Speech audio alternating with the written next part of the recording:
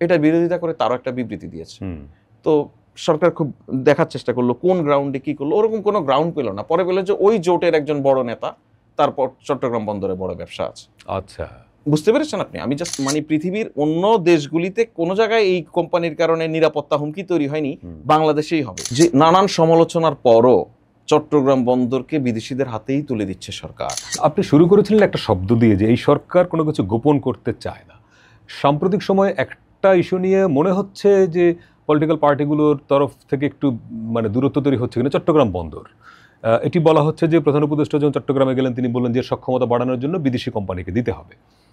কিন্তু সিপিবি সহ আরও কিছু দল তারা বলছে যে এখানে সরকার একটা গোপনীয়তা তৈরি করছে, যে তারা একটা বিদেশি কোম্পানিকে দিয়ে দিতে চায় তাদের ভাষায়। মানে এখানে কোনো গোপনীয়তা আছে কি আসলে? জি, দেখুন, সিপিবি সহ রাজনৈতিক দলগুলির বক্তব্য একরকম। রাজনৈতিক দলগুলি তাদের রাজনৈতিক ইন্টারেস্টের জায়গা থেকে বা তাদের রাজনৈতিক ইডিওলজিক্যাল জায়গা থেকে অনেক সময় অনেক রকম বক্তব্য দেয়। সাধারণত বাংলাদেশের প্রেক্ষাপটে রাজনৈতিক দলগুলি কোনো বক্তব্য দেওয়ার ক্ষেত্রে তার কোনো ইনভেস্টিগেশন করার প্রয়োজন হয় না। সে যেটা সন্দেহ করে, যেটা ধারণা করে, ধারণার ভিত্তিতে বক্তব্য দিয়ে জনপরিসরে একটা মতামত তৈরি করার চেষ্টা করে, সেটা নিয়ে স্বাভাবিক। কিন্তু আমি বাংলাদেশের সহ পৃথিবীর সকল ইনভেস্টিগেটিভ জার্নালিস্টদেরকে ওয়েলকাম করি। আপনারা বাংলাদেশে যারা আছেন তারা করেন, এবং পৃথিবীর যারা আছেন তারা বাংলাদেশে ইনভাইটেড। সরকারের এখানে কোনো গোপনীয়তা আছে কিনা।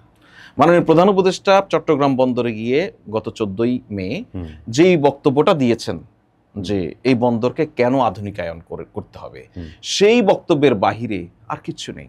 একটা জিনিস আপনাকে এখানে বলি, মানে কোন কোম্পানিকে দেওয়া হবে সেটা এখনো চূড়ান্ত না। এটা তো ডিপি ওয়ার্ল্ড, এটা সবাই জানে। হ্যাঁ, এই কোম্পানিটা নিয়ে তো আলোচনা আসছে যে তারা তো আমেরিকায় বোধহয় নিষিদ্ধ, অর্থাৎ এটা বিতর্কিত কোম্পানি, এরকম একটা আলোচনা কিন্তু আসছে। না, এটা যদি এসে থাকে কারো কাছে ভুল তথ্য রয়েছে। এই ডিপি ওয়ার্ল্ড পৃথিবীর 60টি দেশে বিজনেস করে এবং পৃথিবীর সেরা কোম্পানি এই কাজে। তারা মানে পৃথিবীর অন্য দেশগুলিতে কোনো জায়গায় এই কোম্পানির কারণে নিরাপত্তা হুমকি তৈরি হয়নি, বাংলাদেশেই হবে। কেন হবে জানেন? সত্যিই নিরাপত্তার একটা হুমকি আছে। সেই হুমকিটা কারো ব্যক্তিগত, কারো ব্যবসায়ী নিরাপত্তা। চট্টগ্রাম বন্দরকে ঘিরে সেখানে দীর্ঘদিনের এক দুষ্ট চক্র গড়ে উঠেছে, ব্যবসায়িক দুষ্ট চক্র। এর সঙ্গে আনফরচুনেটলি নানান পলিটিক্যাল অ্যাফিলিয়েশনও রয়েছে। যেখানে অনেক মানি রোল করে সেখানে তো এক্স্যাক্টলি এই ব্যবসায়িক দুষ্ট চক্রটি যখনই চট্টগ্রাম বন্দরকে আধুনিকায়নের কথা বলা হচ্ছে, তখনই এটাকে আধুনিকায়নের নামে বিদেশিদের হাতে তুলে দেয়া, ওয়ার্ডিংটা খেয়াল করুন, তুলে দেয়া, এই ধরনের শব্দ সামনে নিয়ে এসে মানুষকে বিভ্রান্ত করার চেষ্টা করা হচ্ছে। আপনি চট্টগ্রাম বন্দরের চট্টগ্রাম পোর্টকে শুধু চট্টগ্রাম হিসেবে দেখছেন কেন? এটা তো সারা বাংলাদেশের হৃৎপিণ্ড, প্রফেসর ইউনূস বলেছেন। আপনি এটাকে যদি আপনি ফাংশনাল করতে না পারেন, আধুনিক করতে না পারেন, আপনি একটা নির্দিষ্ট সময় পর্যন্ত এই কোম্পানি আপনার আধুনিক করা মানে তো হলো যে যন্ত্রপাতি বাড়ানো, সক্ষমতা বাড়ানো, তাই তো। এবং সেই ইনভেস্টমেন্টটা হচ্ছে নিউ মেরিন কন্টেইনার টার্মিনাল। চট্টগ্রামের একজন সাংবাদিকের একটা ইন্টারভিউ দেখলাম, উনি বলছেন যে নিউ মেরিন কন্টেইনার টার্মিনালের যে সক্ষমতা, এখানে নতুন করে বিনিয়োগ করার আসলে কিছু নাই। এটা যদি এই ইন্টারভিউটা যদি আপনি একজন বন্দর বিশেষজ্ঞ দেখতেন তাহলে খুব ভালো হতো। চট্টগ্রাম থেকে কয়েকজন সাংবাদিক প্রতিবেদন করেছে, তার প্রথম লাইন আমি যদি আপনাকে বলি যে নানান সমালোচনার পরও চট্টগ্রাম বন্দরকে বিদেশিদের হাতেই তুলে দিচ্ছে সরকার। আচ্ছা, আপনি তো একজন সাংবাদিক, আপনি কি বলেন ইজ ইট জার্নালিস্টিক?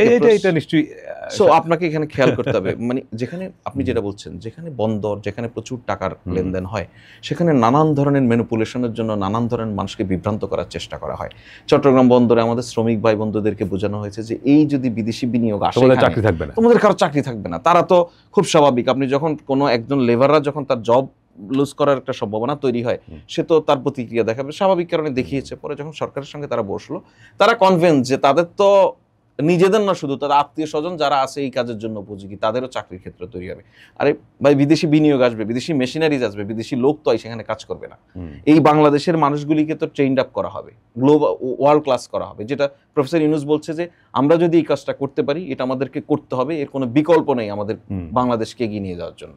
তাহলে আমাদের মানুষ আগামীর পৃথিবীতে, সারা পৃথিবীর পোর্টগুলিতে বাংলাদেশের মানুষ নেতৃত্ব দিবে। এটা তো মানে আমাদের এই জায়গাটায় মূল সমস্যা। আপনি দেখুন, একটা পলিটিক্যাল পার্টি, আমি নাম বলবো না, পলিটিক্যাল পার্টি বা জোট, এটার বিরোধিতা করে তারও একটা বিবৃতি দিয়েছে। তো সরকার খুব দেখার চেষ্টা করলো কোন গ্রাউন্ডে কি করলো, ওরকম কোনো গ্রাউন্ড পেল না। পরে পেল যে ওই জোটের একজন বড় নেতা, তারপর চট্টগ্রাম বন্দরে বড় ব্যবসা আছে। আচ্ছা। বুঝতে পেরেছেন আপনি? আমি জাস্ট এর বাইরে আমি গেলাম না এর ডিটেইলে। আপনি কিন্তু অ্যাটলিস্ট আমাদেরকে বুঝতে হবে যে আমার জাতীয় স্বার্থকে নিয়ে ষড়যন্ত্রটা কোন পর্যায়ে হয় আসলে। ষড়যন্ত্র আপনি যত বলছেন সরকার গোপন করছে, কি গোপন করছে বের করুন না, ধারণা থেকে অন্তত বলুন যে এই জিনিস গোপন করছে। বা এই সরকারের, আমি বললাম এই সরকারের কিন্তু ক্যাপাসিটির অনেক জায়গায় দুর্বলতাগুলির মধ্যে হচ্ছে অনেক কিছু ইয়ে করার, মানে আওয়ামী লীগ স্টাইলে গোপন করা আর আওয়ামী লীগ স্টাইলে কোনো কিছু শাসন করার ক্যাপাসিটি নাই। অনেক সমালোচনা, একটা নন পলিটিক্যাল গভর্নমেন্ট আর পলিটিক্যাল গভর্নমেন্টের মধ্যে পার্থক্য, হ্যাঁ, পার্থক্য থাকে। অনেক সময় আমাদের সমালোচনা হয়, তার ন্যায্য জবাব দেওয়ার লোকও আমাদের নাই। হ্যাঁ, এটা আমাদের ক্রাইসিস।